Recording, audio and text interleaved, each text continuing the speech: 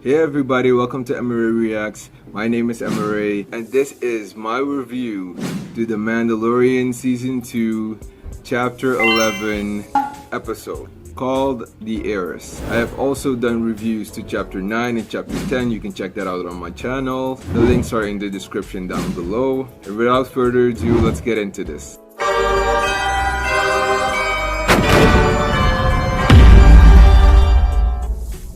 At the beginning, we get the trailer scene of them sleeping in the cockpit. Mando cursing once again, saying dang Ferric. He does it twice and I'm already like, he just can't stop cursing. With the ship burning nearly to a crisp. Then I saw a creature, I think it's a calamari, and it immediately made me think about Admiral Akbar, which was so awesome to see, and it's such a nod back to him. Flight control is telling Mando to slow down his speed. Right there I'm like, oh, those poor babies in that water tank. This was nearly terrifying, and that ship just crashes in the water. And this ship keeps getting damaged, and it's just insane how one of the calamari is still gonna be able to make that ship fly. The frog family coming back together was one of the most adorable, wholesome things I've ever seen in a Star Wars like series or movie. And then this little ship was hungry once again,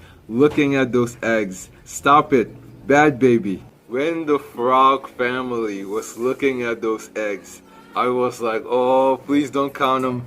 Please don't remember how many eggs are in that water tank. Please, oh my god, this is gonna be terrible. Then we see Sasha Banks' character lurking in the light, not really the shadows, and then suddenly disappearing. And when watching the trailer, I was like, yeah, I don't think she's a Jedi. I think she's something else. But it didn't dawn to me that she might be a Mandalorian. But it makes sense that she's part of the Death Watch. That element of Mando just pulling out one of his daggers to scare the crap out of that squid while Baby Yoda was eating that chowder. That was good stuff, man. That popped me. And that was hilarious and also so disgusting, seeing that squid in that chowder. And Baby Yoda eating it too. When the server went to talk to one of the Koreans and he was telling them that Mando has Beskar, I was like, ooh, he's sketchy. He's sketchy. And that monster just feeds Baby Yoda to the Mama Core. And I was like, ah, so that's why we saw Mando underwater in that trailer. And I screamed when I saw BO-KATAN and some other Mandalorians kicking butt. With me almost forgetting that there were other people sleeping because I was watching this at night. For a second there, seeing the female Mandalorian next to BO-KATAN, I was like, wait, is that Sabine? Or is that like Sabine's mom? And I'm so happy for Sasha getting to play a Mando. Like, that must have been like so incredible, such an honor. I'm just so happy for her. This was just so cool to see. When the guy said, oh, he's one of them, because Mando told them that real Mandalorians don't remove their helmets. I felt that in my soul. Because it's the religious Mandalorian type on the one side and the rebellious Mandalorian type on the other side. We get another Dank Ferric.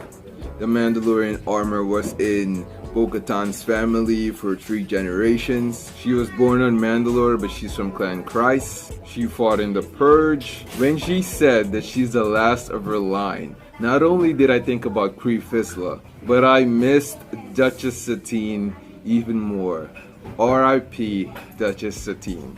And that's one of the biggest losses that Obi-Wan Kenobi suffered at the hands of evil. So watching all these episodes, starting from season 1, I knew that at one point, Jin would have to live with the fact that he is a child of the Watch. Because he wasn't born into being a Mandalorian. He got adopted, and he got adopted by Death Watch. Bo-Katan explained Death Watch to him and their way, with Mando straight up telling her that the only way is the way of the Mandalore. That just gave me chills. He is so badass talking to Bo-Katan like that. Like, just, hey, you gotta have balls to do that, man. She could just slice your throat. And the actress that's playing her is KATEE SACKOFF, I think that's her name. and she voices the character of BO-KATAN in Clone Wars. I apologize for the noise in the background. And she's just oozing confidence, leadership, and might. She comes over as so believable. I mean, look at the way she's staring at him. Just look at it. Then he jetpacks out of there like the god that he is. Ugh, I think I need to lie down. And those two Mandalorians standing behind BO-KATAN, looking at each other like, oh shit, this boy about to get that ass whooping. BO-KATAN's sigh after that was just everything. And then they pulled out an oh my god, we're so bitter that you didn't join our group boss move, and blowing up the ship halfway through taking off, jetpack style. Did anybody come when that happened? Just me? Okay. Mando just staring at what they just did, knowing in the words of Bugs Bunny that this means war. And you know BO-KATAN has something up her sleeve.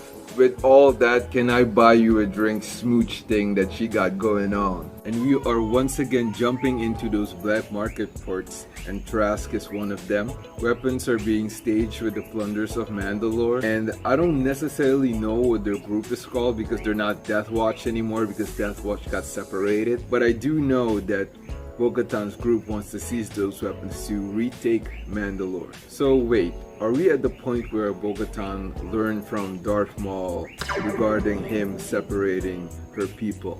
And we also learned that the Empire couldn't control Mandalore, so they made sure that nobody else could either. BO-KATAN sees it as a lie. Is she being as naive as she's been before? And that scene where Sasha was eating that squid, I wonder if she was grossed out watching it back.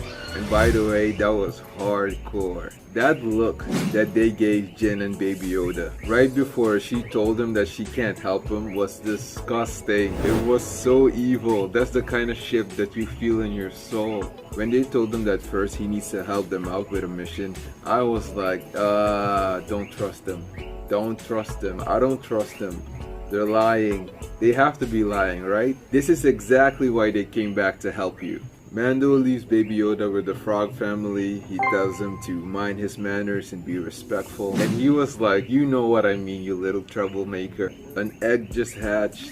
And Jesus Christ, that ship is huge. And they are just spoiling us with those aerial shots, aren't they? Troopers get taken out and look who's running the ship. When BO-KATAN stretched her arm knife thing, you can hear Jason Momoa somewhere screaming, "This is badass!" Damn, BO-KATAN is vicious. Stabbing stormtroopers like these are just Mondays, guys and gals, just Mondays. Look at this picture of this stormtrooper dropping while BO-KATAN looks the other way. Hilarious AF. The levels of experience in the shootout scene is just ridiculous. I love that 4 Mandalorians felt like 10. When they switched to like this infrared body temperature thing, you were immediately reminded, they're Mandalorians, like this makes sense, of course they would do that. This is part of their combat style. The second in command is such a moron, talking about having them trapped in the cargo area, and then they open the hangar and they just fly out. It's so funny. And the first in command's reaction was just priceless. Like the captain's face, so good. I bet they brought him in just to do those kind of facial expressions. BO-KATAN did get a little bit intimidated when Mando was all up in her face, talking about taking the whole ship was not part of the plan. She is changing the terms of the deal. And this has always been one of BO-KATAN's like not only biggest problems, but like interesting factors of her being beyond over ambitious. Like it's okay to be over ambitious, but she always exceeds that, and that's also something that makes her really cool. But it's like a blessing and a curse. If she is to rule Mandalore, she is going to need something that was once hers, and that's the dark saber. And you know in whose possession that saber is. So I cannot wait to see BO-KATAN square off against Moff Gideon. That's just gonna be so insane. Like I'm really intrigued to see how epic they're gonna make that fight scene. And I love how she's showcasing her leadership and intelligence by stating that she's gonna need the ship for the battles ahead. And I knew she was gonna change the terms of the deal. That two-timing, no good daughter of a gun. Then she throws in the "this is the way" line right in Mando's face. That is definitely a slap in the face. The first in command, so the captain, asking Moff Gideon for backup twice. He asked him twice. And like, he just straight up ignored him. Like he just didn't care. And it was like, well, if they already took that much of the ship, then you know what to do. Long live the Empire. When he said that and the captain said it back to him, I was like, oh, he's gonna kill the two pilots. He's gonna kill the two pilots and he's gonna self-destruct that ship, or he's going to crash that ship. And Moff Gideon doesn't immediately go away. Like he watches while those two pilots get killed. Like it's like a turn on for him. Like it's just, screw that guy, man. Like so messed up. And right there I'm like, oh my god, he's gonna crash the ship. He's gonna crash the ship. Look at the size of that thing. And Moff Gideon is like, well, it's for the greater bad of the Empire. They are losing altitude. Mando knows that Beskar is gonna protect him. Runs in, releases grenades, taking out the last line of the troopers. And that knife on the captain's throat. Ah, what a woman. I adore the fact that she's still looking for that darksaber after all these years. And the captain gets this cool line of saying that BO-KATAN will let him live, but Moff Gideon won't. Then kills himself by cyanide, I'm guessing. And she still wants Mando to join her group because she sees potential in him. And of course the offer is still here in case he changes his mind.